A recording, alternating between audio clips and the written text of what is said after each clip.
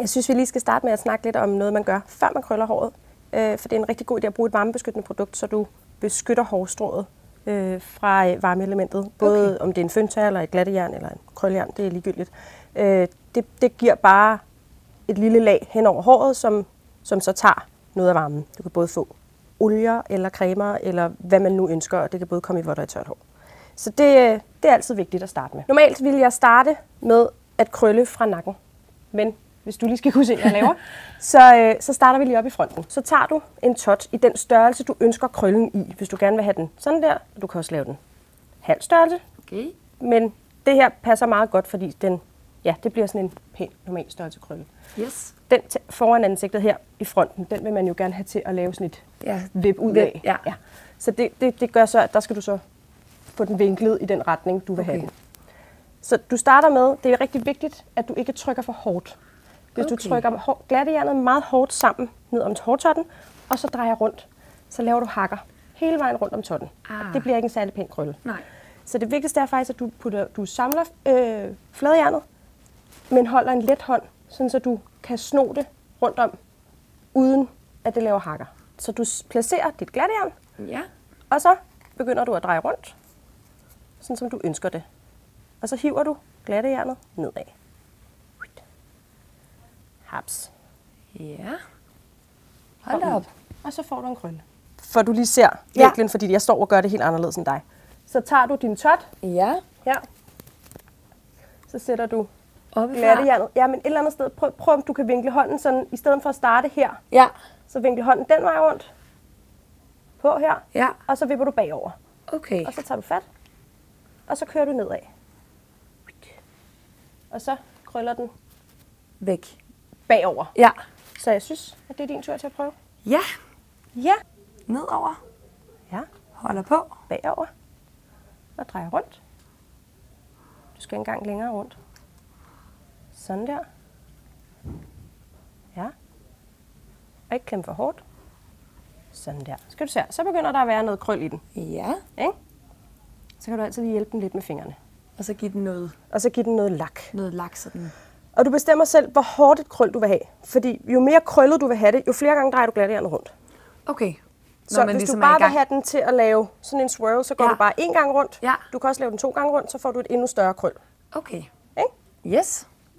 Jeg prøver bare at køre videre. Ja, du kører videre. Rundt her. Yes. Skal jeg så holde den lidt heroppe til at starte med? Ja, nej, bare begynd at dreje. Og ikke for hårdt. Så du laver hakker. Sådan der. Godt, Charlotte. Så. Så begynder det at ligne noget. Jeg kan godt mærke, at jo mere man gør det, jo nemmere bliver det. Jamen, det er ligesom om, det er jo sådan et håndelag, så du skal jo have følelsen af, at du kan dreje jernet på den rigtige måde, uden at lave de der hakker, uden at trykke for hårdt. Ja.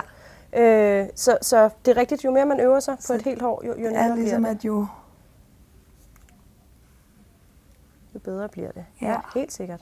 Så begynder det at ligne noget. Så kan man lige hjælpe det lidt. Og så kan man faktisk også, det er jo ikke alle, der har, hvor krøl holder særlig godt i håret. Folk, der har meget tykt hår, eller meget tungt hår, eller genstridigt hår. Der kan det godt være lidt svært. Jeg hører tit folk, der kommer og siger, så har jeg brugt super lang tid på at krølle mit hår, og så holder det 10 minutter. Hvad gør man? Man tager sin hårlak og man skal ikke blive bange, fordi at hårlak, våd hårlak på et glattejern, det siger tst, og det må det gerne. Det ryger også lidt, og det gør ikke noget. Men tager du en helt tot, vi behøver ikke gøre det på dit, fordi dit holder rigeligt. Okay. Sprayer du bare til, helt totten, både oppe og nede. Mens det er vådt, så tager du fladejernet på, så bliver det en lille smule sværere at dreje det, uden at lave hakker, fordi det holder lidt imod. Ja. Men man kan godt få det rundt. Okay. Så har man et hår, som har lidt svært ved at holde på det, så spray lak på totten, før du sætter dit varmeelement på, og så lad den køle af igen bagefter, før du rærer i den, så har du et bedre hold. Og så tager vi lige alle de her krøller, som er nylavet, og lige giver en gang lak. Så længe de er varme også? Yes, helst. De skal helst være varme. Okay. Så hvis man vil have det til at holde endnu bedre, så kan man lave dem undervejs. For hver gang. Du kan også tage, hver gang du har krøllet en tot, og så give den lak. En tur. Ja. Og så give den lak. Det er jo sagtens. Ja. Og sådan der, så skal det have lov at sidde og køle helt ned, før vi piller ved det. Og det er ikke sådan, at man tænker, nu er det ved at være, nu gider jeg ikke vente mere. Nej. Det skal være helt koldt. Okay. Og hvor lang tid går det?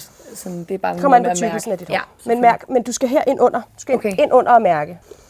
Godt, Charlotte. Ja. Så er håret ved at være kølet ned. Så langt, så Vi godt. tager mærker her. Mærker lige helt indenunder.